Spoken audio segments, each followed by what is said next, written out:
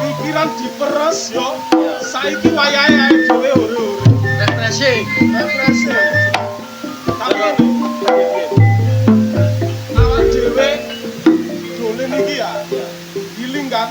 Iya. Ojo sampe krungu ambek Barjo. Oh iya, Barjo iku wis gak usah dijak Barjo iku. Saiki kamu lak ngerti dhewe sih. Iya. Awak dhewe wis dhek rokok yo jaluke dhewe. Iya, bener awak. Mangan jajan yo awak. Ya awak dhewe sing bayar. Lah iya. Bendina nang warung ngopi rokokan yo bendina awak dhewe sing bayar. Kerja yo Males. Yo, ya.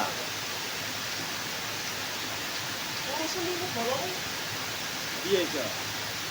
Kene iki mang tak goleki nang gone omah kok awakmu wong loro gak ono. Lho aku aja ning kate dolen nang Hasan. Kate dolen yo. Iya. Berarti nggawa duwe akeh ya. Iya jelas gawa duit akeh ta. Awak dhewe iki nyambut gaene mempeng yo jelas hasilnya yo akeh. Ngene Ron, kapan-kapan awakmu kan ben koncoku SD ya. Awakmu iso ngutangi aku 100.000 ngono akeh mangan. Apa-apa? 100.000 tak gawe adang, mbok ambek ati-atiku kurung mangan, Ron. Pacet ae kon iki.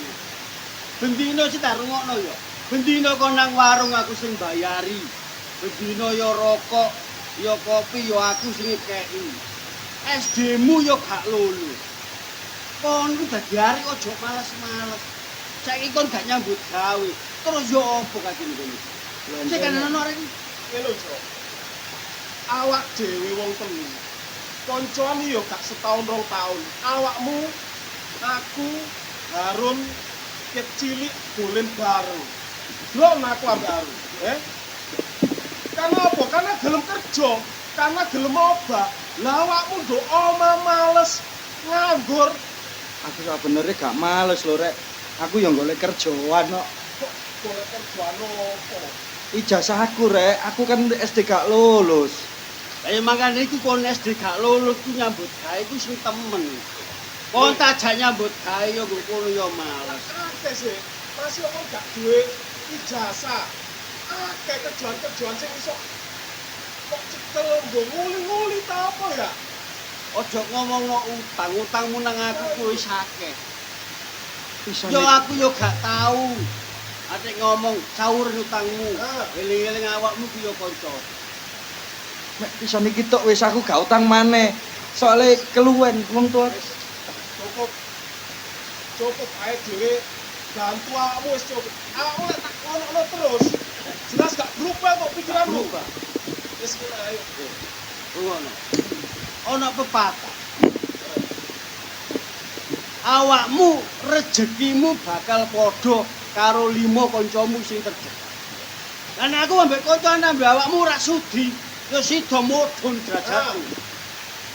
Carane dhewe mudhun, katut mudhun ya. Ayo. Katut males. Wis ayo ditinggal. Ayo. Gak usah direken. Ojo kancane ambek aku.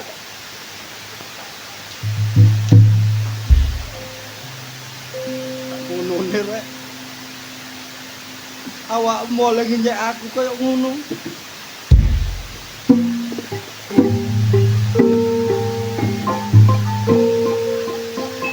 Aku ngerti lah aku iki wong melarat. Ya apa carane pengen golek duit? Sedangkan wong tuaku lanang wis tumekaning pati. Ibu loro-loron. Mbak Yuku wis suwe gak balik. Adikku sing sijine Parti mripate uta. Siji-sijine wong lanang nang gone keluargaku ya mek aku tok. Tulang punggung sak bedina golek pangan ya aku. Awakmu dadi kanca kok mentolo ambek aku. Kapak-kapak uripku gak bakal berubah. Wis tak niati tak kajati dina iki. Peteng pikirku. Timbangan aku nguasi alam padang sing kaya ngene. Akeh wong sugih. Tapi gak duweni ati nurani gawe aku. Ya. Alung boyo aku tak tumekaning pati. Sesih kunono jurang coba. Aku tak mencolot nanggone jurang kun.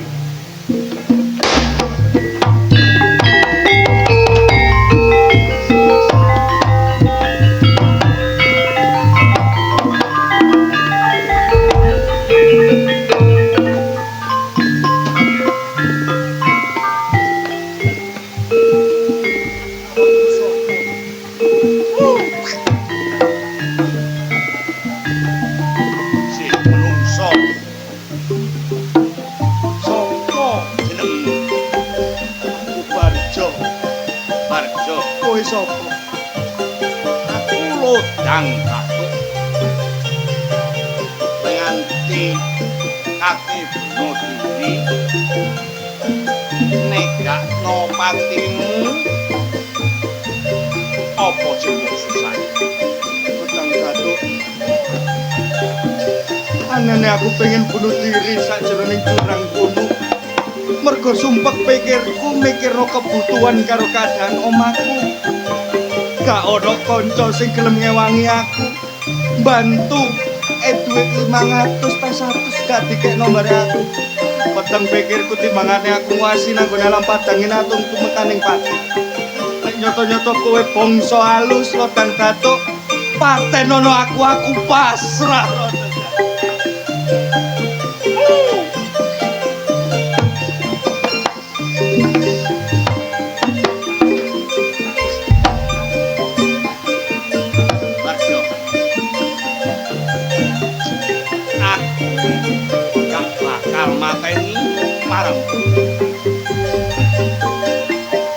Aku bakal maring pitungan marang kowe.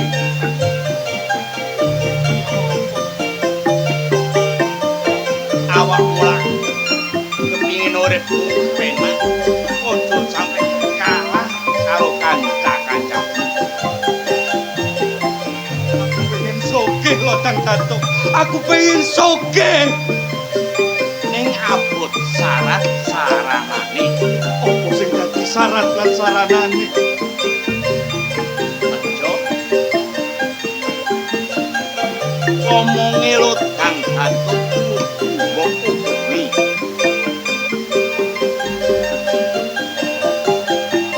Siap nggone kamar tengah nggonmu. Cepet ana polos lanyar, antalanyar. Sorayu jambe ayu kaya wong ruwah ngaputi. Apa kowe sanggup? Opo wae penjaluk aku bakal tak turuti lodang datuk. Yen uripmu kepenak, yen uripmu sugih, ojo nganti awakmu lali barek wong tuamu lan sedulur-sedulurmu. Anane aku pengen sugih kepengin nguripi keluargaku. Aku ora bakal lali lodang datuk. Awakmu kudu dono weweh marang tangga-tanggamu kanan lan kirimu. Pelinge lodang datuk. Yen kowe mlenjani janji karo pangomongane lodang datuk, besok kowe bakal nemoni boyo kang luwih. Aku janji lodang datuk, aku janji. Yen kaya ngono, ayo melu aku nang ngone Pulau Suprapat.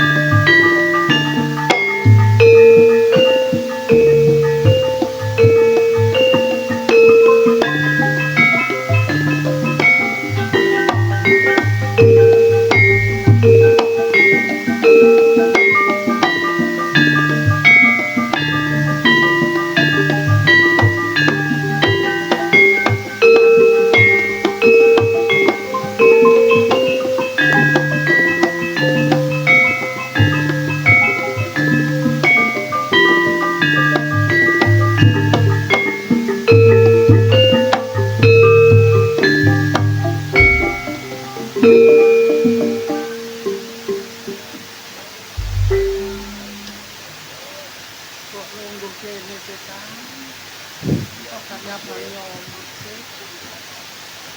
Kakang mbok omah iki gak duwe. Iki durung abang. Anak sampean loro Pardi karo Parmi durung sarapan kan. Aku kok mentolo nyawang Pardi kan. Aku njaluk sepuro karo kono. Aku dadi wong lanang gak iso nyukupi kebutuhanmu. Ganti anakmu iso mangan sore gak mangan. Karo jawaku yo gak kurang-kurang oleh usaha.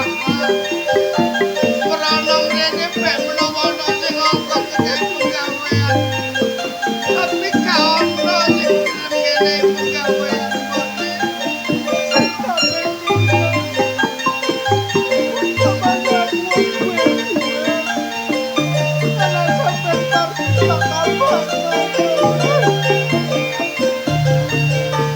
Sampai menawa iki wis dari sing pancen awak dhewe.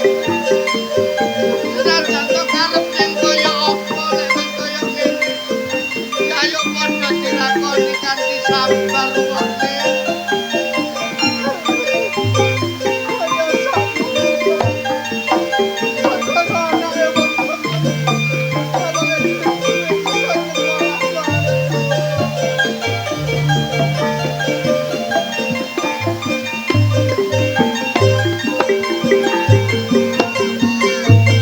Sampun apa?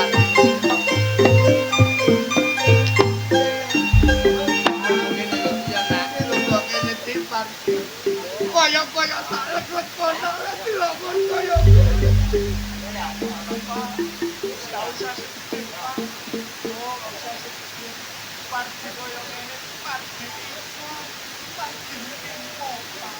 Senajan kon nrimo bapak tetep gak tega lan mentolo nang dilok kaya ngene apa.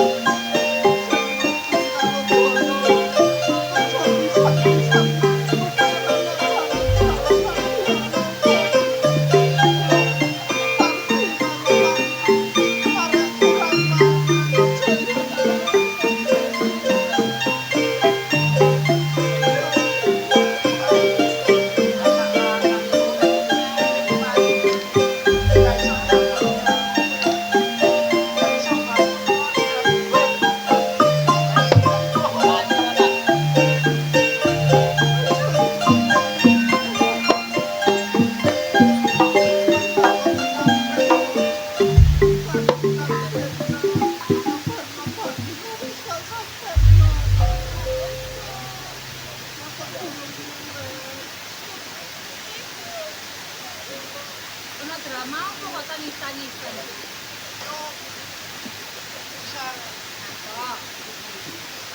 Sampai niku nang diae niku gak tau mulih. Pagi kaya kangen. Lah kangen kok gambar tok nyopo? Kaya ngomong kaya ngono. Kaya pagi kaya ngene kangen. Lho, aku ayo bener ngomong dhewe. Sakale umpama yu iki ning omah. Kabeh ning omah. Sing golek badokan sapa lek gak aku? Oh, bapak yang gak iso apa-apa. Bapak yo matur nuwun ambek awak. Bapak wis karo gak iso nyambut gawe mbokmu yo kadang nyambut gawe kadang. Sapa maneh nak lek gak awakmu sing ngekeki pangan aku ambek adik-adikmu. Lho, lek umpama aku ngemangan sampe kok gak apa-apa, Pak. Kok ge apa aku ngemangan bojoku karo anakku alon iki? Ora sudi aku. Cara senajan iki dulur iki dudu ibumu dhewe dudu makmu dhewe nah iki tapi bojone bapak Bojone bapak. Sing ngepet bapak teko ibuku, sampai ibuku mati. pati pula takdire pangeran Sarah. Ya ngono iku Pak jenenge wong lebih salah. Sampeyan gak pernah sakno karo ibu. Belani pelakor iki, belani anake loro iki sih, gak abot aku karo badinge. Yo abot nak kuwi gak critane wong tuwek gak abot ambek anak. Yo tetep abot nak Sarah.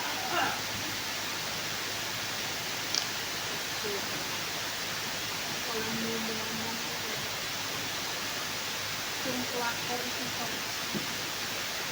Jamin kok dia nyokak ini. Tapi kok muncul ngerapi aku. Jarene bojone wis mati aku gak ngerti pamane kok muji uripku. Padha ae kok. Ya apa-apa piye-piye ceritane Mas sampeyan gak ngerti lek bapakku duwe bojo, iku tetep jenenge pelakor. Lepek bojone wong. Kuat sampeyan. Tapi dulu sampeyan, Pak. Dan apa-apa sing salah Sarah. Sampeyan tak kandhani yo. Sarah. Lek umpama sampeyan bertahan karo ibu piye? Dunya sakmene kae gak contok, Pak. Dan gak mungkin aku ganteni posisi sampean golek duit. Dan perlu sampean ngerti. Kon mbok karo par. Ben ngerti lek sampean ben gak takon nang ndi Sarah. Nang ndi Sarah kok iki pesen nang gone wong lanang-lanang sing liwat. Sing bodoh. Tak kandakno apa penggawe aku ben ro ben melek mataku kabeh. Nyambut gawe apa nak? Nyambut gaweku nglonte. Sarah. Kok kaya ngono nak pegawean. Apa gak ada pegawean liya Sarah kok nganti awakmu dari pribadi kaya ngono nak. Ilingo Sarah. Senajan to kaya ngopo lek nyambut kaya ngono. Salah ya nak yo. Salah ya, Pak ya. Iya nak Sarah. Pamane aku dari nyambut gawemu kaya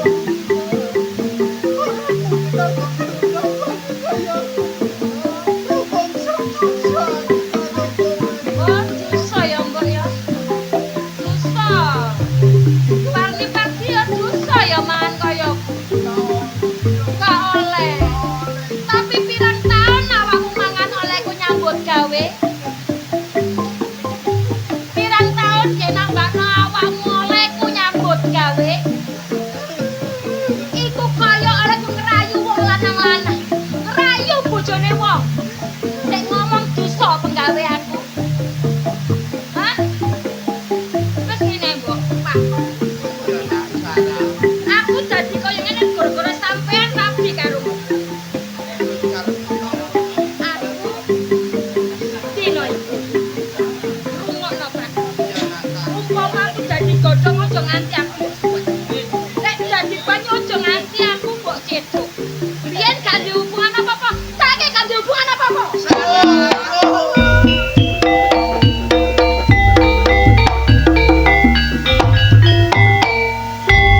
Mbokne sepurane anakku ya mbokne nek duwe sifat sing kaya ngono ya mbokne.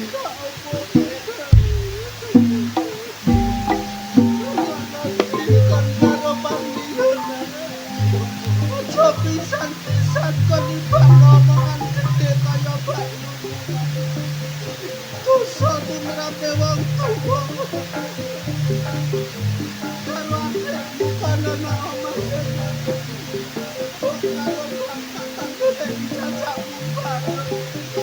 Kok menawa cacakmu bareng kuwi dewek penak. Wis ana wong kowe sakloron karo mbok karo Warni go omah ya nak ya. Aja nanti-nanti ditulung jagon cacakmu ya nak ya. Caca tak budal ambek mbok. Iya nak.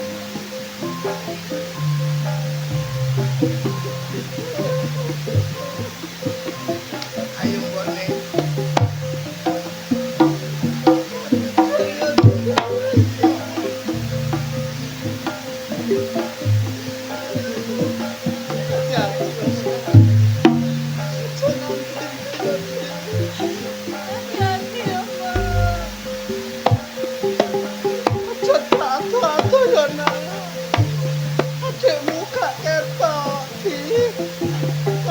karo adikmu ya.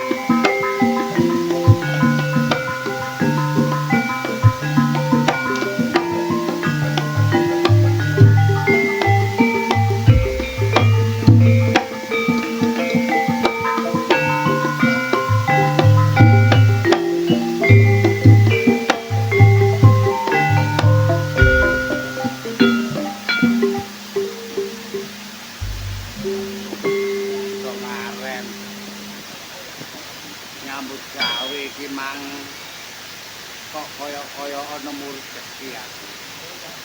Bisa refreshing karo gerakan. Gak gelem iku ya gerakan sing ngejat. Gelem iku sawangane. Iya sing ero. Bareng sing karo kakana aku gak dhewe urip ae. Tapi ya gak apa-apa gerakan sing ngejat refreshing. Kok Aja ngresula. boten. Wong urip sepisan sing penting happy. Oh nggih, mangkane kula matur sembah nuwun, dinten niki wau kula kados-kadosa nrimo rejeki gedhe. Nah, Sampai cakep pres. kita harus bahagia. Nggih, Kita harus seneng, gitu. nggih. Lah, Heeh. sing mboten kula semerepi. Bapak ngejak kula refreshing. Mbeta mobil. Kula sebagai driver nggih alhamdulillah. Bono rumah tangga iso dadi driver sekalian. Rumah tangga. Nggih. Nek kon ngomong rumah tangga ganjil. Apa sebabnya kon tak jak metu-metu? Nggih. Di depan matamu aku bahagia, tapi di dalam hatiku sedih dah. Lah, sedia bapak niku kita wis napa? Mosok aku gandeng aku urip sing dhisik wis gak ono. Nggih. Saiki duda, gitu ya. Aku kepengin golek gandengan sing ngerti barek aku. Lho, kita iki mundur usia, ngono lho. Dadi sampean saniki eling riwayat kali ibu. Nah, Rene cara wong desa lho, Pak. Cara wong desa ibu wis sewune. lah, Wis pantes nek sampean ndelek gadi niku lha ngoten, Cik. mbok menawa pedhok, mbok menawa ana judul. Sakjane katane purun. Endi? Lho sampean niku. Makanan rakyat iki lah. Sajae kan kok goyang-guyu kenal apa duruk? Sakjane nggih. Ya kenalan ta. Oh. Kate nanti Ning hujan nanti yang ngono. kate tepundi. Iki Malang. Malang. Iki makane kula kabeh besok kok mboten wonten nggih, Pak. Malang niku kan wonten tujuane Malang Budi. Tenturen. Oh, Turen. Wisata teratas ya. Kewelan. Kuilingane teratas. Nggih, kabar mah entuk lawakane wis gelem. Sepurane nggih. Naminipun sinten? Oh, Pak. Jenenge muring-muring, Pak. Murid-murid. Marah. Sarah. Oh, Sarah. Rupane wae cireng. Api. Apa? Ya kok nek mboten wonten kok tak maju terminal. Mungkin pun jam loro. Bis liwat mboten enten mboten terminal. Lah nek sampean mlaku nang terminal lho, Jame jam malam. jam-jam malam. Nek mboten kula tak film ten ngene. Lah sampean ki film ngene masjid subuh ya gak melo. Ya ngene ku mangane Ngeten mawon. Sabar, sampean lak nang terminal iki. Nah, nek teng terminal pun kuwatir. Napa? Enten sing teraken purun. Lho nggih mboten wonten kula. Perkara napa mrupan? Nggih wong jaman-jaman sakniki nggih. Nggih nyuwun sewu nggih Pak nggih. Nggih, nggih, nggih. Jaman-jaman sakniki Nggih. yang sae niku malah sing medeni. Oh, Diperjualbelikan bisa nanti kula. nek tiyang sing sae niku sampean wedi. Biasane niku ngoten. Tiyang sing elek sampean wani. Nggih tengah-tengah tak jane. Mosok potongan kula dateng ngeten bos kula kaya ngeten kok enten wong elek ambon patek. Ya pinter. Nggih nyuwun sewu Pak. Nggih, nggih, nggih. Niki lek ngomong ganteng ditinggali ing pundi? Jakarta. Oh, nggih salah. Klaten. Oh, kan ini nggih. Lho nek kok kok ganteng lho Pak ya. Kapleki Tak kenalan to. Tak kenalan to ya. Pak sesuai kali keinginan sampean. Wow pinten. Iya. Rezeki nomplok jam loro kurang tiba kari teko. Ya. Oke. Kenalaken kemawon. Kula Pak. Kula Nek kula ndelok sampean keadaan malam kaya ngene, lelungan tanpa rewang. Iki mestine ya kendel mungkin ya. Ampun ketelponmu ke watu. nggih terpaksa wong kula niku dosen bapak kula. Oh, dosen bapakne, Tet. Sampeyan pun kurang ajar pun ngawur. Saumpami kula nulung ya, Nggih. mungkin bareng wonten kendaraan kula. Tapi lah mboten aneh-aneh kali kula kan. Kula dudul, Oh, gitu. gak jelas. Lah, Lah nggih. sampean sik senggel ya apa? Oh, kula niki tasik perawan. Perawan sih. Kula saged ngetes. Pipise saged mecahaken keramik napa mboten? Katamu Chandra. Mbak, Nggih. terang-terangan mawon. Nggih. Walaupun tua, aku mau menyampaikan isi hatiku, isi hati kula. Kula kepingin pados gandengan sing setia. Masalah murakapi kehidupan, kebahagiaan kula tanggung jawab. Ya napa? Ya wong nembe mawon kenal wong jenengan nggih derek sempet kula niki pripun-pripun kok pun ajeng ngembung kok dibojo niku. Jenengan kesuwen. Suwen apane? Sampeyan kuwi duduk kate basa basi. Neng Nggih. sepurane ya. Gerakan iki budho soge sembarang duwe. Dunyane bamblawak, gak karo-karoan. Iki kepingin delek bojo. Oh. Kira-kira sampean dipek bojo gelem apa ora? Kayak kula sih sak kersa bapake tapi ning ngenten iki kula opone ning ngenten iki. Bloko Suto. Nggih. Lanjut. Macam mblange landhep. Cuma Nggih.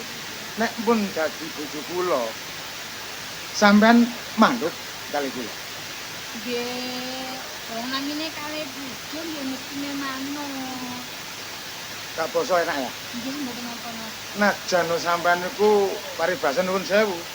Saya gak mencurigai atau gimana ya. Dari lembah hitam tak entas, gitu. Nggih, ngapunten, Mbak. Kula tutup-tutupi nggih percuma nggih. Nggih, nggih. Wong dasare tiyang rumah tangga niki lah harus jujur. Harus jujur. Nggih, riyen nanti dan ngoten. Tapi saniki pun mboten kok. Kula pun insaf. Nek sampean insaf berterima kasih matur nuwun. Siji, nek sampean duwe keluarga kudu Jawa karo keluargane. Nggih. Nomor siji bojo kudu setia. Kalau bisa ngelakoni sholat 5 waktu, kan ngono? Ya. Nek sampean siap apa sing dadi anggar aku, minta apapun saja, membahagiakan sampai di mana tak turuti. Lan jenengan iki calon imam kula. Nggih. Lan jenengan ngendikan kados ngaten kula nggih manut. Saestu saged nglampahi Insyaallah. monggo ngelek mobil.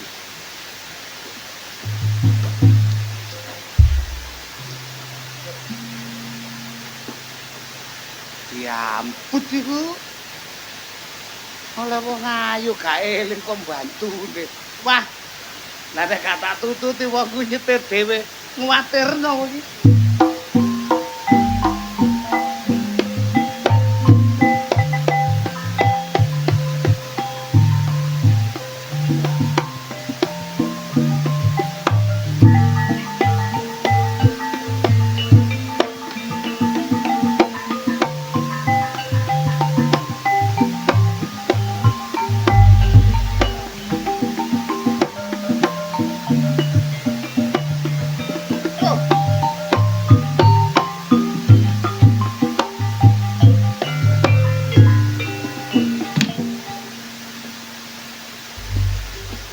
Kayo ado-ado tekan desa naik kota nyatane nanti ini tidak kira pembantu gak estetik balas uripku wala jobar jo nang desa biyen awak dhewe padha kene ini padha susahe saiki awakmu nang kutha kok sugih sembarang duwe nek jaman saiki kena diarani miliarder.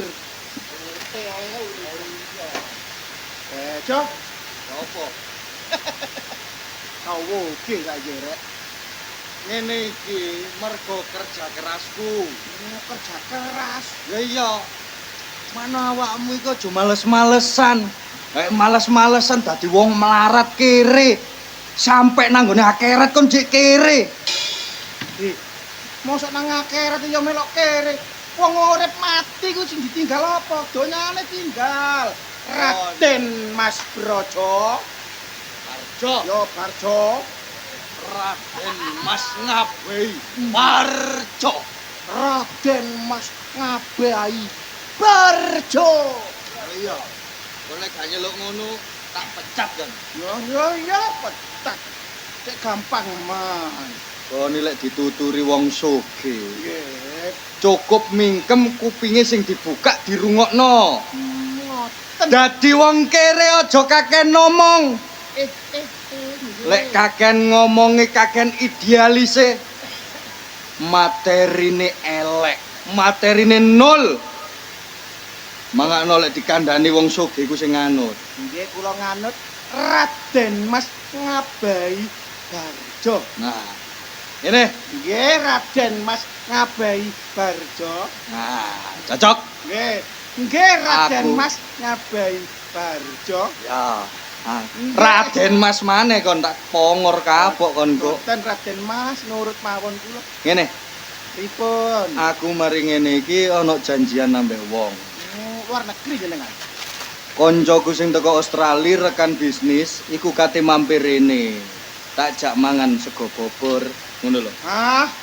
Arek kepingin makanan etnike kene. Wah, wong Australia mangan sego bobor.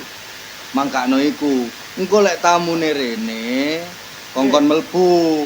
Sumanggakno sing enak dikeki ngombe. Tamune mlebu sumanggakno kei ngombe. Nah, tapi aja lali. Napa? Didelok dhisik koncone Raden Mas Ngabehi Barjo Nggih. iku mesti numpake mobil Pajero. Pak Jiru. Elek-elek Avanza. Paling elek ku apa? Paling elek, Eh, paling dukur tumpakne Rubicon. Kon ngerti Rubicon? Rubicon niku panganan nopo, Den? Panganan kakekmu ngono ah. Rubicon. Mobil. Oh, mobil to. Gagah gede dhuwur ngono. Wah, apik tenan kuwi paling yo. Ya. Didelok.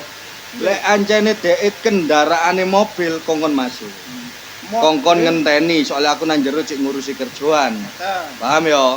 Mobil roda 4 Masuk. masuk. Lah kok ana wong kere temek-temek mrene gak sandalan. Ojo kok mlebu mrene.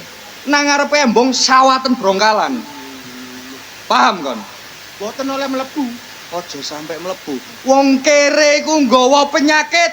Ih, masalah. Lah lek penyakite nemplek nang gone kursi, nemplek nang gone lantai ku. Aku ketularan, ya apa? Kaya ngoten. Paham ya? Nggih, nggih. Kon sampe gak ngugemi apa sing dadi perintahku. Nggih, nggih. Lho, pecat. Ojo dipecat, Den. Wah, ngumpu wong sugih. Wong sugih nyawa ae dituku. Aja kok wong kere. Iki ceritane nek ana daya nggawa mobil apa roda 4 masuk. Sepeda motor pilih-pilih. Arek PCX ya masuk. Lumayan larang soalnya. Tapi nek melaku balik. Jenenge demi masa depan karirku. Kone aku gak nurut dipecat kaya sakno ning omah gak karo-karuan. Loh. Kere. Wong kere. Moro-moro mlebu omahe wong. Jenengan wong loro niki kok nggih menungsa to nggih. Kok mlebu omahe wong mboten salam, wong petik ae kate mlebu elane kepek-kepek ngoten kok ya. Lah iki kok lho tenan pinten. Menungso kok kludar, kludu. Kaset. Wis longgo kula nuwun. Lho ngrepoti. Aduh, pon dilunggui ya awa, kan kula dipecat. Hah? Cagak. Aduh, ya apa kok masalah pun dilunggui. Niki kursi lapisan emas 10 karat. Mas ucok pun dilunggui ngapunten sak derenge. Nek sampe lungguh mriki, soalnya jenengan wong kere. Terus juragan kula, nek wong kere mlebu mrene terus lungguh niku penyakite keri. Nggih. Hah? Oh, ponakon-akon. Wis akeh ngoten niku wong kere ngoten niku nggih. Ro wong sugih diakon-akon, tapi nek dulure padha kerene mboten diakoni. Lah bener niku diane Barjo. Oh, nggih bener wae. Wonten ten mriku wonten tulisan. Nggih. Gapura nonton gede wae ta. Nggih, gapura gede wae wonten tulisan nggih. Nggih pun kula waca. Napa tulisane? Budi Wijaya. Tulisane Barjo Raden Mas Ngabai Barjo. Wah, mboten percaya ngeten lho. Nek jenengan madosi anake, nggih madosi mawon. Lah nggih Barjo lan ganteng tuh. Nggih ganteng orang kaya lho. Rupane kaya ngene kok niru Barjo. Arek-arek gak terima. Dadi jenengan wong loro niki wong tuane Barjo.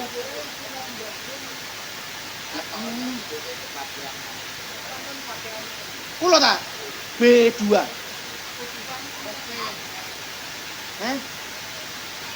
Babi kula nang ono.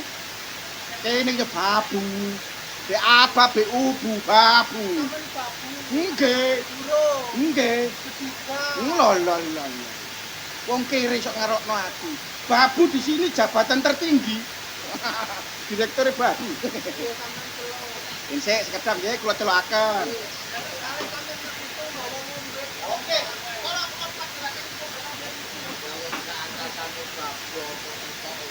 Ini mah dua. Ya iya. Nah iki omahe anakku temen ya. Dilelek iki. Itu ae alah bene balekno. Iki omben-omben larang. Nggih ampun iki balik. Oh nggih. Sampeyan kok dilatat gerakan. Dilatat piye? Dilatat piye? Nggih. Dari tak kaya awak dhewe gak tau yo ngombe yo gak tau wong kere kok ngombe kaya ngene. Iki awak dhewe gak ro biasa ngombe banyu kan diae takon. Iki enak paling lagi kan yo lah. Oke.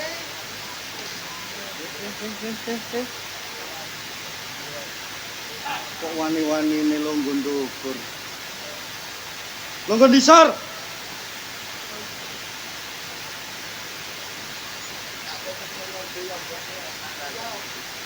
ngombe umbine. Jangkrik. Banyu iku tukune larang.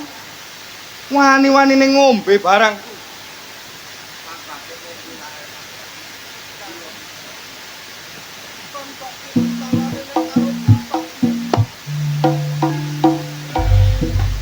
Mentolo sing ya apa? Barjo nyambut gawe. Golek kaya sakake-ake. Golek nyatok urip bareng barek bapak karo ibu. Barjo tetep melarat. Rungokno kupingmu iku. Kon aja tekake ngomong. Kon iki ibu kualon. Ibu tiri. Ono garis darah nang gone uripku. Hati-hati nuturi, Pak. Sepurane senajan apa kowe anak tiri karo mbokno urip bayi kowe tak teleke tak gede kowe pamun nyambut gawe nang mbok lan bapak balesanmu ngono karo Undat-undat modele wong melarat ya ngene iku. Tujuanmu mrene gak liya lak kepingin oleh duit teko aku sih. Ilingo. Bapak mbare ibu. Aku merantau adoh nang gone kota. Duit 1000 repes saya gak sampean sangoni. Wetengku keluwen saben dina. Aku sambat masak opo gak tau masak. Mangan ngenteni diteri barek tonggo-tonggo lek ana duwe gawe. Aja mok tolet-tolet tok niku. ya sepurane bapak ya nak senajan kok kaya ngompon kowe iki anake bapak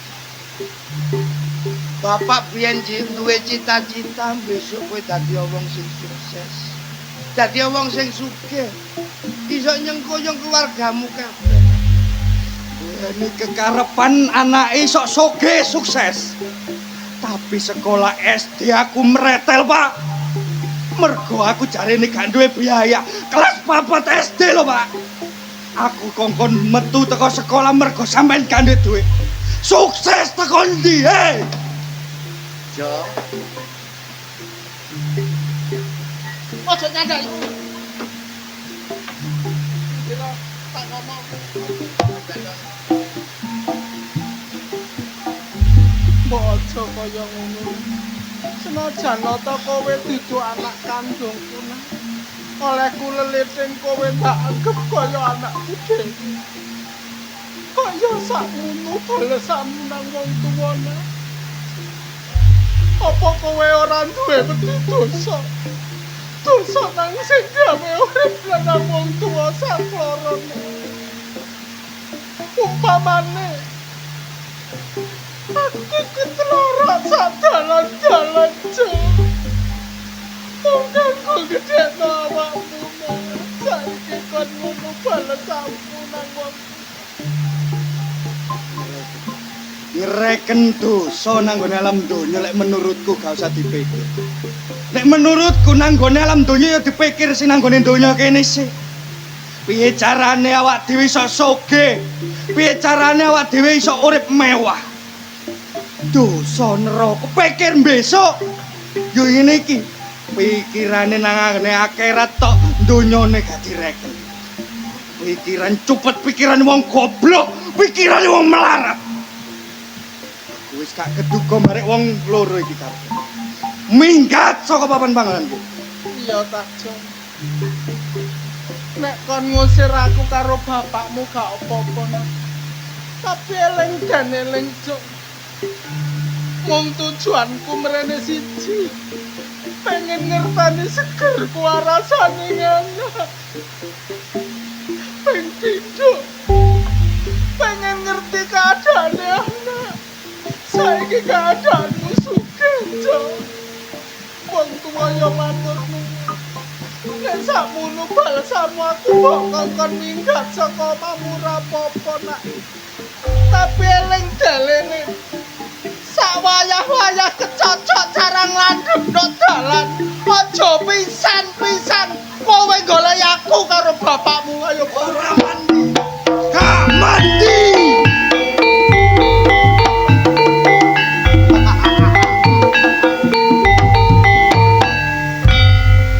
Sumpahe wong melarat, sumpahe ibu tiri. Gak mandi nang gone uripe Barjo.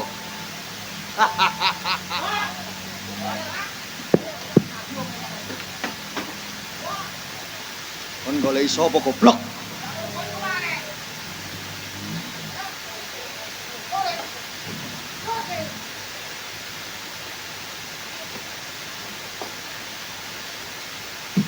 Den, mbok kali bapak mau ten pundi? Mbok kali bapak sing ten mriki wae lho ten pundi? Tak usir, tak kongkon balik timbang tentek dono sing wis tak klumpukno. Ya Allah, Den. Kok kebangetan sampean. Sampeyan niku kudu eling. Anak niku cilik digedhekno, gedhe dipinterno, yen pinter iso nguwargakno wong tuwa. Ngoten senajan niku wong tuwa kualon. Tapi nggih sing ngramut sampean mulai cilik. Tambah suwe tambah akeh. Omonganmu tambah suwe tambah akeh. Ngomong pirang kecat tak tuku 100.000 lho. Boten ngoten. Raden Mas Ngabai Barjo yang terhormat. Pun mentang-mentang sakniki jenengan iki sugih sembarang kalir duwe. Sembarang kate dituku. Eling Den, surga niku di telapak kaki ibu. Mboten enten kok surga niku nang jerone harta lan sebagainya ngoten ku mboten enten. Kene apa Barjo kok wani nondong wong tuane? Kecilik uripku sora. Kecilik uripku iki kaliren kurang mangan. Bareng aku wis sugih lah kok mrene temek-temek kate njaluk duwe. Tak ibune cangkemmu kok. Ben, pun kaya ngoten. Sampeyan biyen kaliren iku kudune ngerti keadaane wong tuwane sampeyan niku kaya napa. Ngoten lho jenenge wong tuwa niku tetep berusaha ben anake saged mangan. Cukup. Boten. Kon wani nuturi mbarek Raden Mas Ngabai Barjo. Ngene. Napa? Kon nek gak gelem urip nang gone omah kene, minggat to.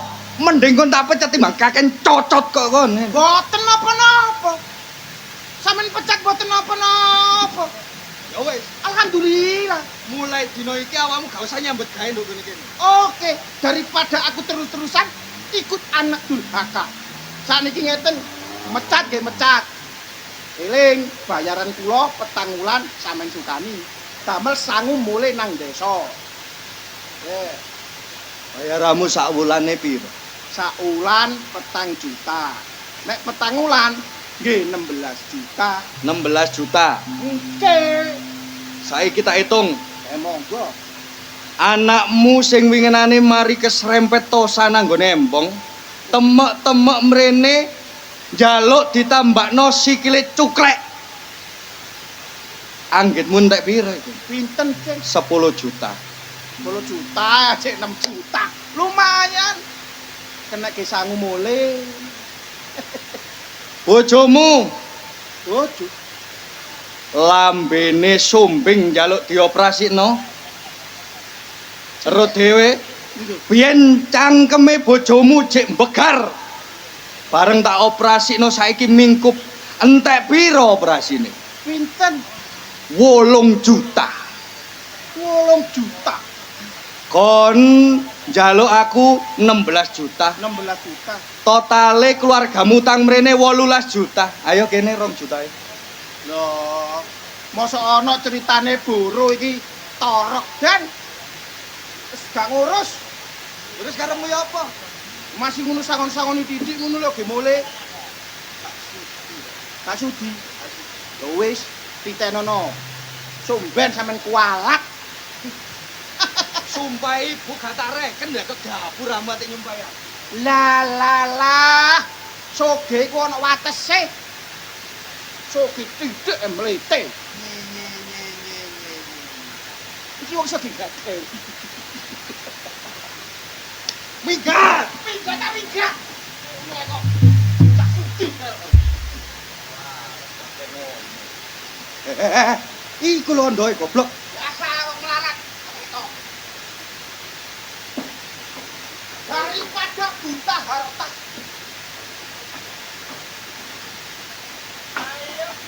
Ayo.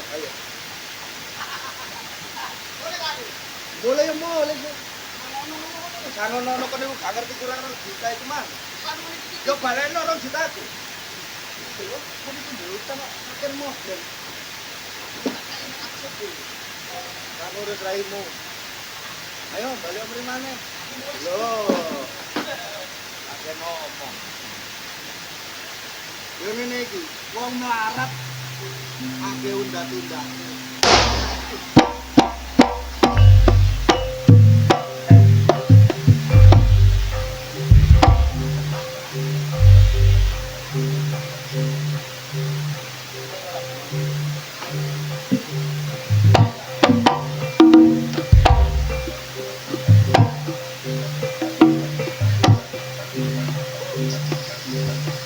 Gak moro-moro mrene awakmu lotang. Ono parigawe apa?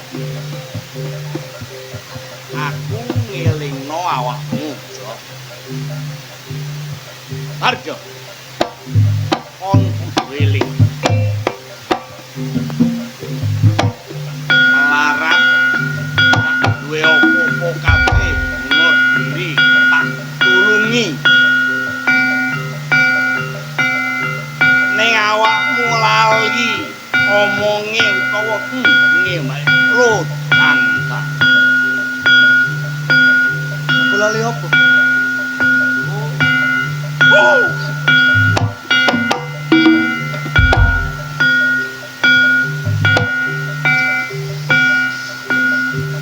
Arjo.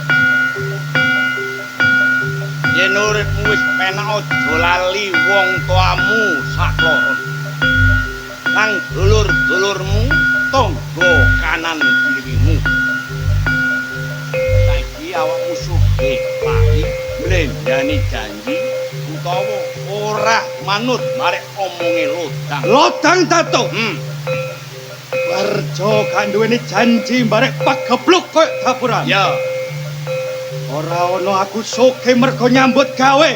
Gak ono janji barek dapuramu bangsa halus. lodang datuk. Harjo gak duwe janji marek lodang datuk. Rungokno, Harjo. Yen tumindakmu ora gelem leren, nek tumindakmu mbok terus-terusno, ora nggo kene papan lan padunungamu. Pulo seprapat nggonmu.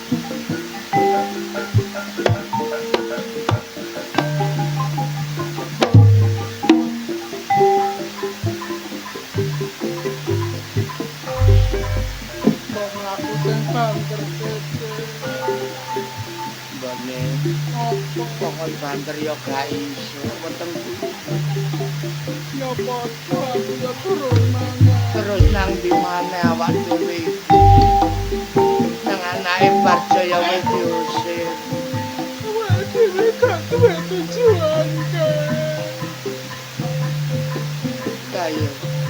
kaya urip iki wis putus asa mbokne gak kuat aku nrimo urip sing kaya ngene gak kuat sing ya apa.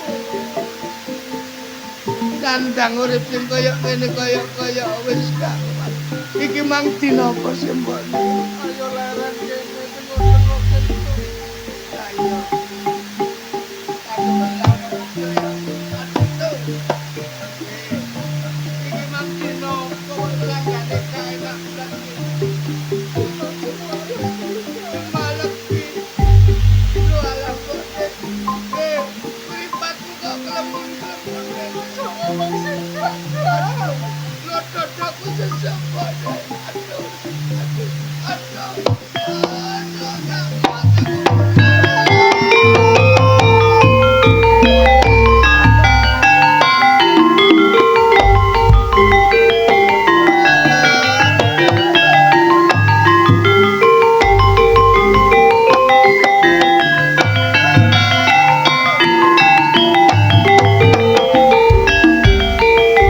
Kenapa nih, kenapa? Kenapa, he? Innalillahi wa inna ilaihi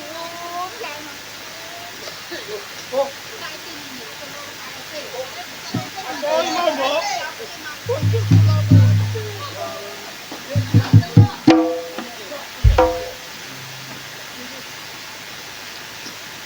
Niki ngeten Pak RT nggih. Niki enten Raja Pati niki. Mbok. Sing mati sapa? Gila iki mang sing opo rek kok sing ero ta iki mau penduduk ini mau. Eh, jam piro iki? Oh, mate. Ini ya. Iki penduduk asline ya. Lah aku jaluk tolong karo sampean kabeh, sementara iki sampean rampun nek desa kene masalah biaya aku sing nanggung.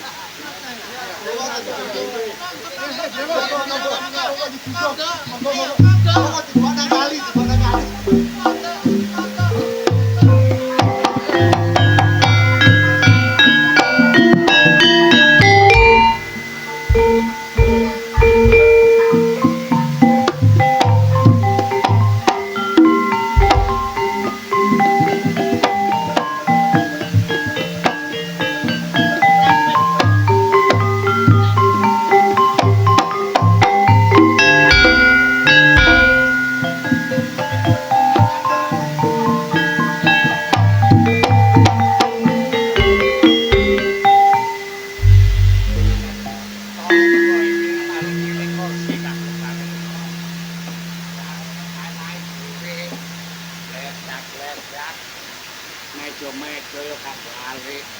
Gaco tanggane iki. Ngene iki gunane gerakan.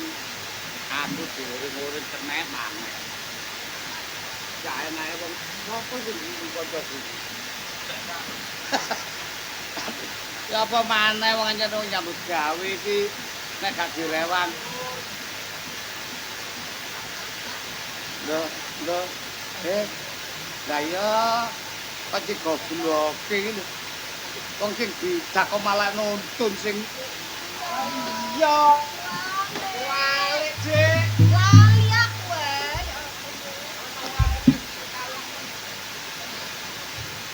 Oh, alah ana tamu situ yang duyono penonton. Alhamdulillah. Kula nuwun, Pak. Awakmu kula nuwun ah. Nggih. Kula pinten. Lho, Kula nuwun, Pak. kula nuwun. Nggih, kula nuwun. Kula sinten. Kula.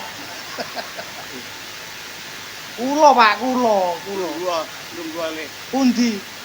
Oh, alah. Niki ta? Dudunno ta dudunno. Nek tak awak kebetul. Ganteng-ganteng bijak.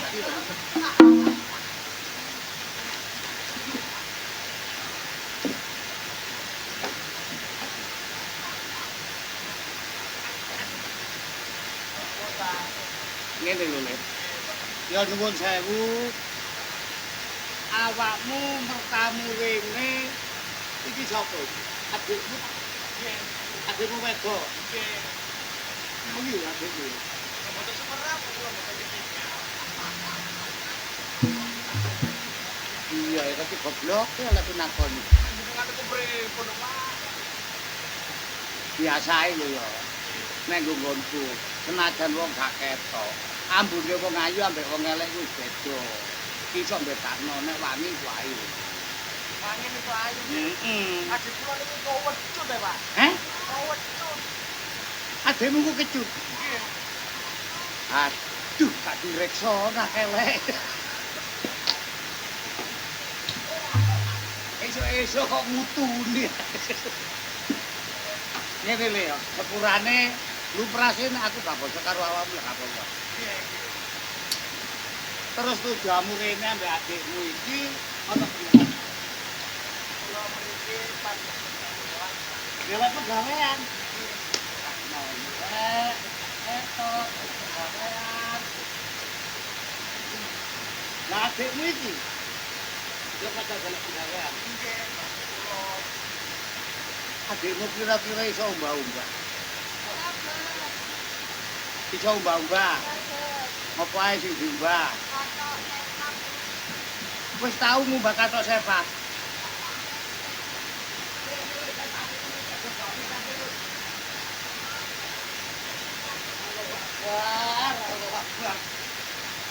wis pinter ya ngono meneh ben iku nek didapur ku mbak titik-titik ya iki dadi terusin temen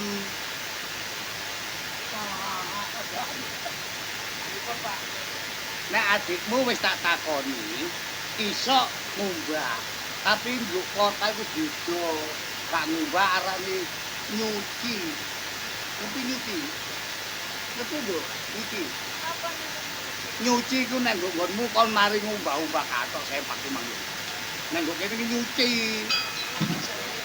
iya kanggo kene watu nggo mesin cuci di blender kaya gawe jajan awakmu kira-kira lho ya senajan anu kan awakmu duwe teken kan tengerane tekenmu iki kira-kira awakmu pakai penggawean abot-abot napa, Mas? nggo kene iki nek jam 3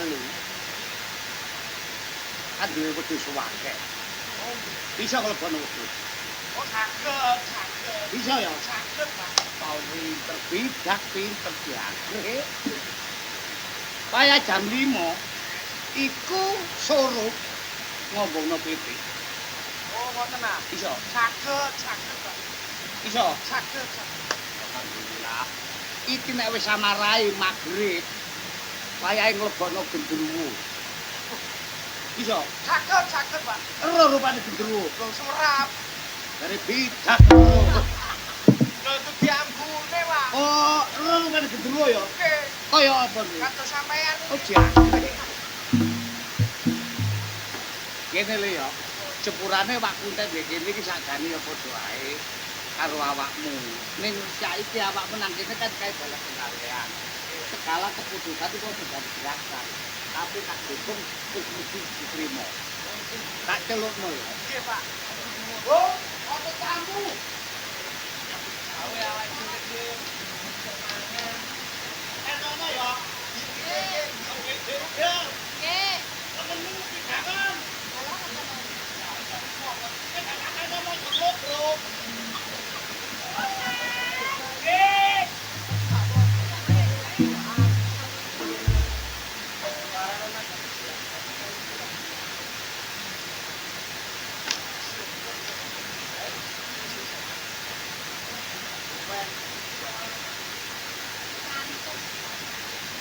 Jadi nek anake pelakon ya kan gak pelakon. Apa, Dik?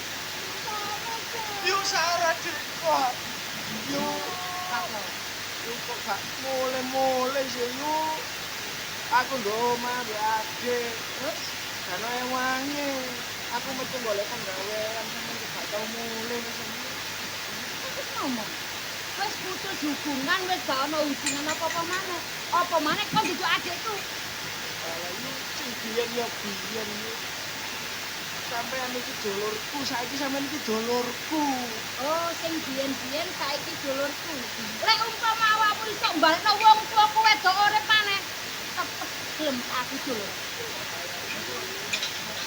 Aku mrene kepengin golek penggawean. Golek penggawean salah. Ora ono penggawean kanggo awakmu. Nyengkir tok omahku. Alek ojo yo.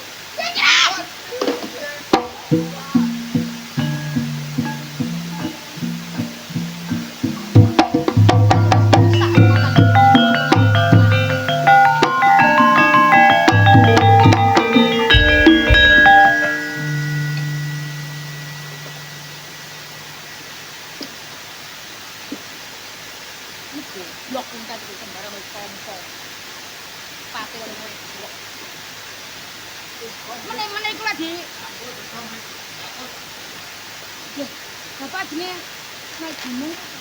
Detik ini, saat ini, dino iki, jam iki, kamu harus keluar dari rumahku. Metu. Jalan-jalan, Pak. Ten Bukan. pundi, Pak? Ten Bali, ten Singapura, napa ten Korea? Kula kan Dudu demen iku. drakor, Pak. Masalah dulurmu. Teko rene kakon. Dulurmu apa, Duruk? Seneng dulur-dulur apa? Tet. Duduk. Duduk. Kon saksine lho. Beres. Kon duwe saksi? Takonono sik, aku tak percaya. Diomongi kok duduk dulurku. Wong apa dulure?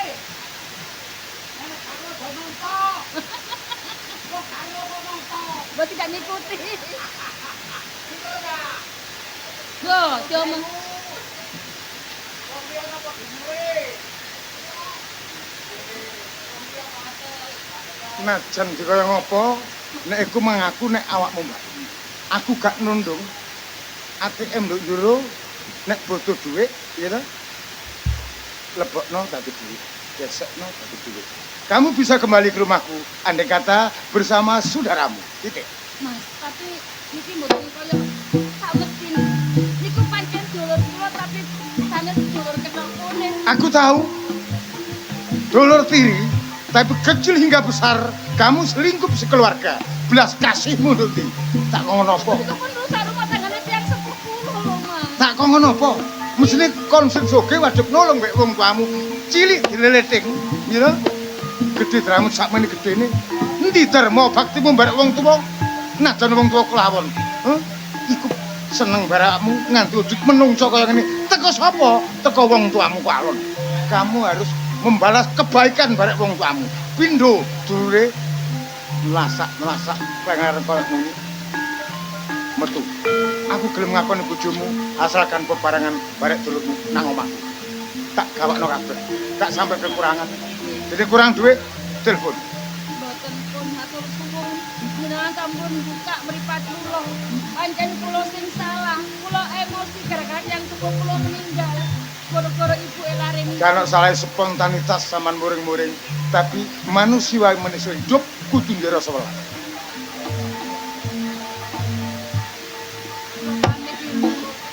Mugi-mugi jenengan dongaaken ketemu dulur. Iya, iya. kula. Iya, iya.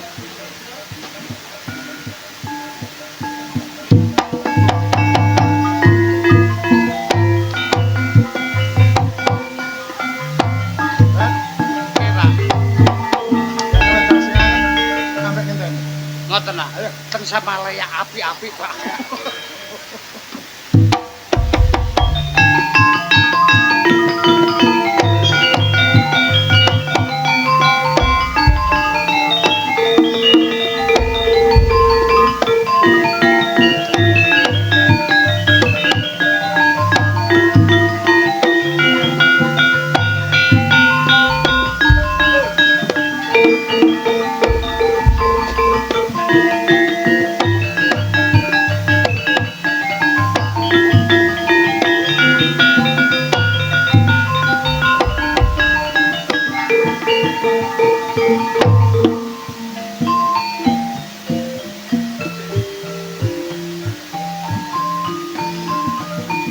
Awak dhewe diusir teko omahe.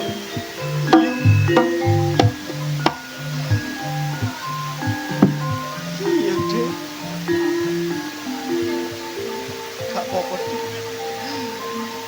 Caca tak golek penggawean liyane yo. Nak Caca gak golek penggawean, awak dhewe ku mangan opo? Tapi saiki Caca krasa ngelak, Dek. Caca golek nang ngombe. Iya, Dek. Iya. Oh.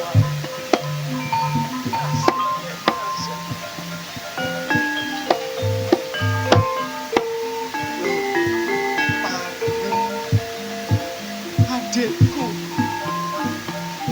Arek wedok. Cuk. Jono. Mlaku dhewe. Iki nek ana apa-apa nduk tengah dalan. Kaurungane aku sing kudu tanggung jawab. Ora. Parni enten ana cacak Parni.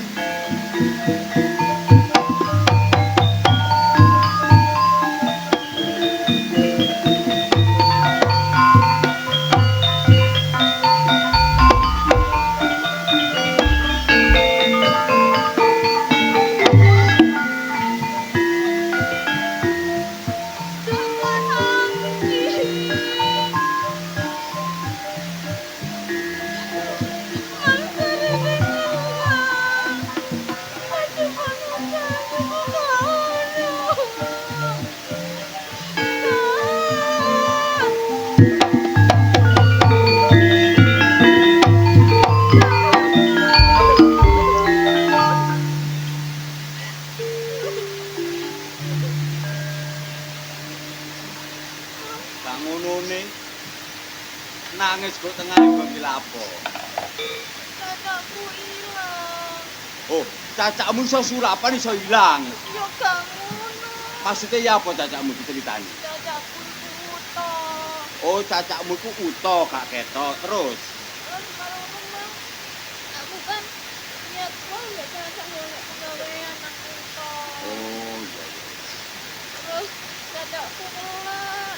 Tak coba ngombe tambah ilang. Dadi sampean mang njupukno banyu ngombe, cacak sampean wis gak ono. Jenenge sampean sapa?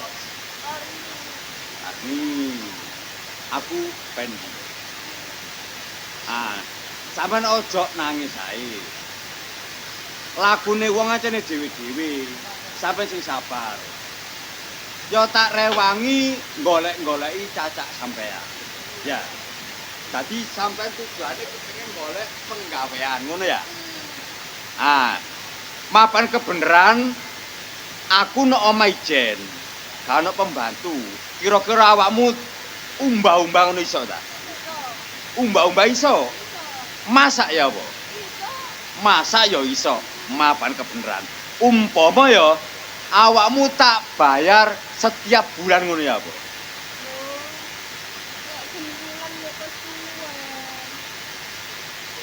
Kesuwen. Oh iya bener. Nek saulan kesuwen ngene ae. Bayarane 2 minggu sekali. 2 minggu sepisan iku kesuwen. Ya ngene ae. Umpama tak bayar bendina ngono ya apa? Lah nek sampean gelem termasuk padhae sampean iku dadi bojoku. Ngene, aku kepethuk sampean sepisan iki aku duwe rasa cinta mbak sampean. Ya apa? Nek ngono ya gak nolak. Gak nolak. Gelem.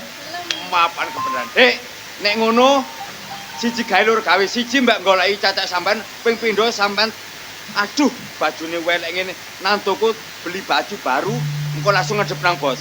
Ayo.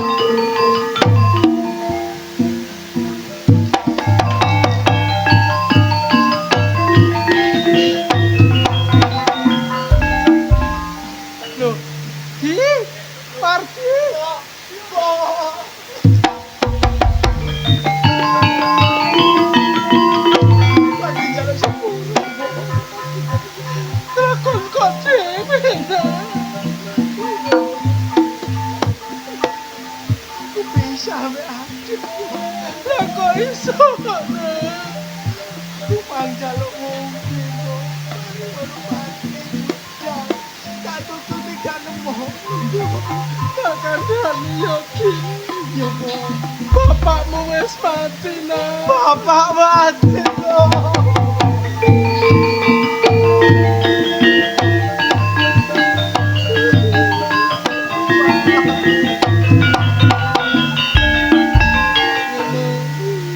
Timbangane kok nampe aku kentekan laku.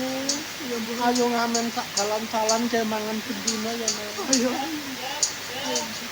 Oh Mariam soto Laila. Oh Mariam soto. Badokan amen ae kok metu para esuk.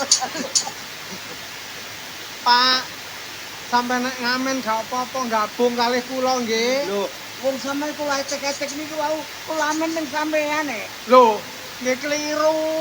Kula kali anak kula niki nggih ngamen. Iyalah tibake padha kirene. Pesaing iki. Tak bersaing iki. Gabung mawon nggih. Sampean kula. Sampeyan iso nyanyi ta? Saged mungkin ketuane anak kula niki. Enggak ketuanya aku kok ya. Lho, Aku sing tua dhewe kok. sampeyan wis tuwek nganut mawon ketuane sing enom niki. Ojo muring-muring sampeyan nek muring-muring kok nguyuhan maneh amben ku. Nggih. Wong arek mripate gak ketok dadi ketua. Ngomong. Pak, sampeyan niku mboten ngece, Pak. Ngamen niku suarane, Pak. Mripate niku gak kanggo, sing penting niku lak suarane. Yo gak iso. Lah Ngamen napa? kok penting suarane. Lah sing penting Sing napa? penting yo katoke. Lah kok saged? Ora mau nek kon gak katokan kate iso ngamen. Nggih, mungkin bayarane dikelompokaken nek nglompok kan tumbasaken TV. Nggih, delok Piala Dunia. Enak itu kok nonton ngibur ae. Sik ta. Kon kate tuku apa? TV. Tuku TV kate mbok emplok ah. Ya wong kon niku PC kok tuku TV kon delok ambek untumu ngono ah kon. Oh iya, Mbok. Aku gak ketok, Mbok. Gak ketok kan mripate, tapi mungkin nek wong nonton ku guyung-guyung berarti seneng kon yo melok guyu. Melok guyu ya, Mbok ya. Iya. Sampeyan iso nyanyi. Saged. Nyanyi apa isone? Kula nom-noman kula niku nyanyine Dinda Bestari. Oh, dijajal ta? Ayo potongane ngene nek wong penyanyi enak iku bah biasa gulune dawa. Iki koyo biasae tau dadi penyanyi nom-nomane iki. Nggih Mari bingen. ngono dadi penyanyi gak payu terus dadi gremong. Boten nang germo mboten ate kula. Iki dadi gremo sing tuku sapa koyo kelarep ngene. Nggih. Ya wis jajalan. Oke, jajalan. Engko nek iso tak jak amen. Nggih.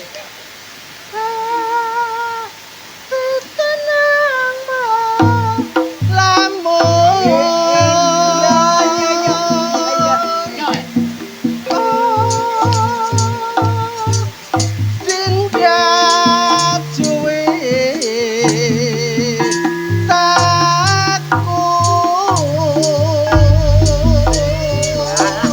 Sulingan opo?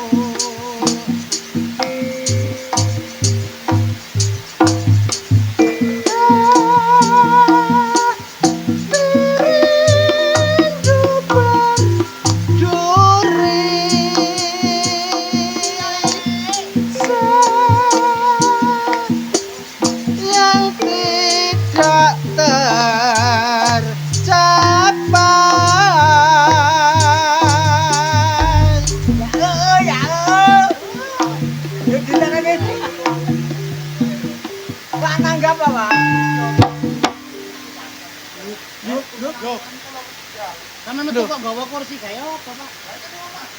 Iki omah sampean ta? Mbek mboten semerap niki enten ngarepe omah sampean. Amin. Amin.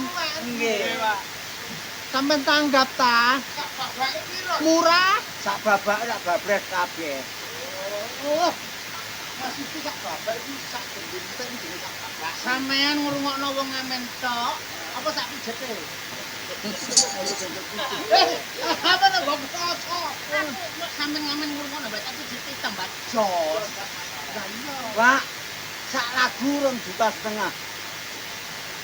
Halo. Rong lagu 5 juta. Nggih sampean Ngeten mawon. nyangen Sak lagu 1 juta mawon, Mun. Nggih. Oke, tapi dengan satu catatan. Nek rong lagu, 250. Masuk. Masuk.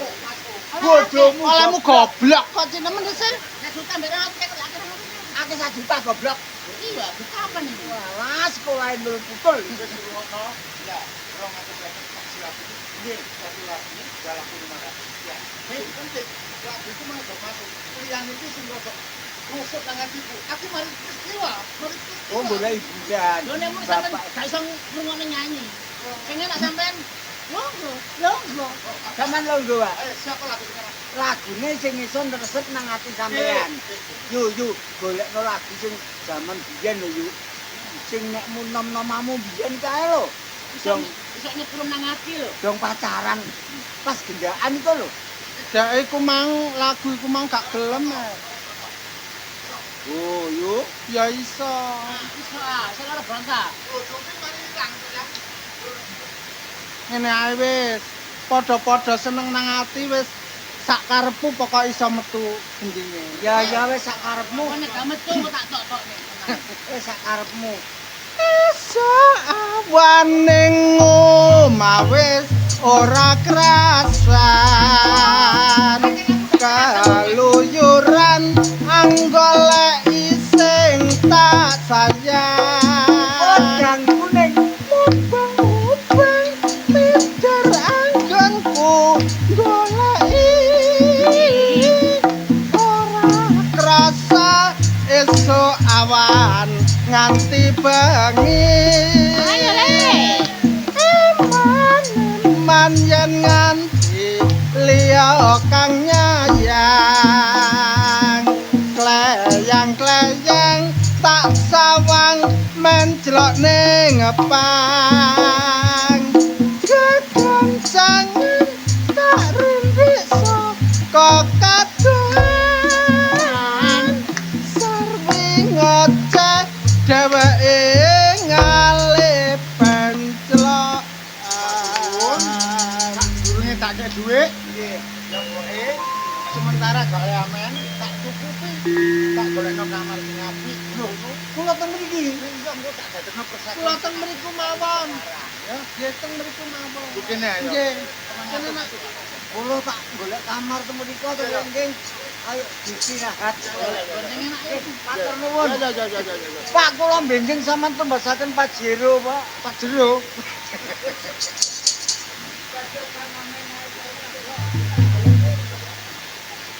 Monggo-monggo, kaya ana tamu bae.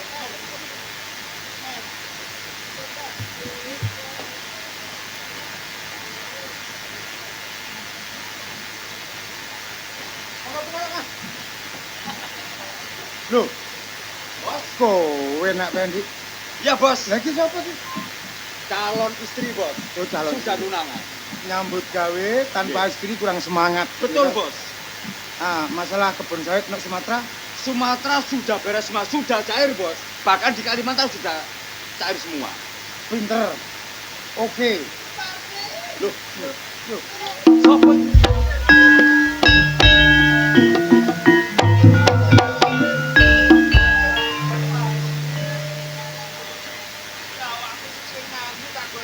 Sepunten nggih niki anak kula. Niki anak kula sing nomor 3. Nggih. Bojone ku anak mbok iki ya. Oh, iki sing sampe critakno iki cacak sama sing lupa iki mbok sampean. Wah, iya. Tepangaken nak. Oh, nggih. Iki jenenge Pardi. Oh, Pardi. Ana wong mana? Ono wong ngemis, Pak, ada orang mengemis, Pak. Sarah.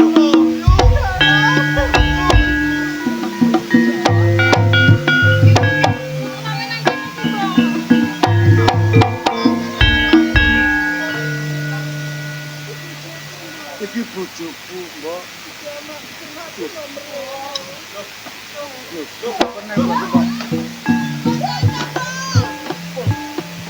Sepurane sing akeh, Mbok.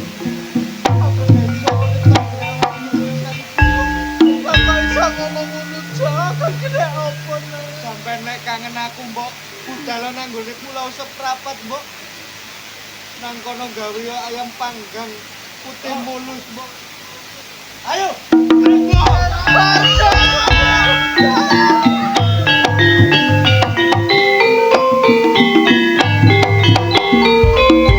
sini kau sinten, Mbok. Iki anak sampean, itu anak sampean. Satekno ramus teman-teman. Nggih, Pak. Dadi anak sampean sugih gak bloko. Karo sampean gak dawa.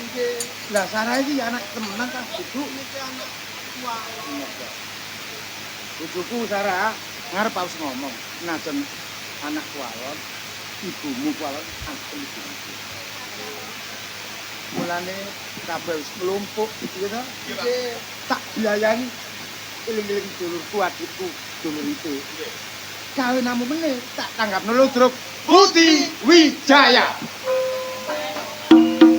Mekaten kala wau derek-derek kula sedaya pasugatan saking kita arepi seni Ludruk Putih Wijaya kang mijil saking Jombang kawula aturaken sugeng enjang sugeng pepangkin malih sanes wedal akhirul kalam wassalamualaikum warahmatullahi wabarakatuh nuwun.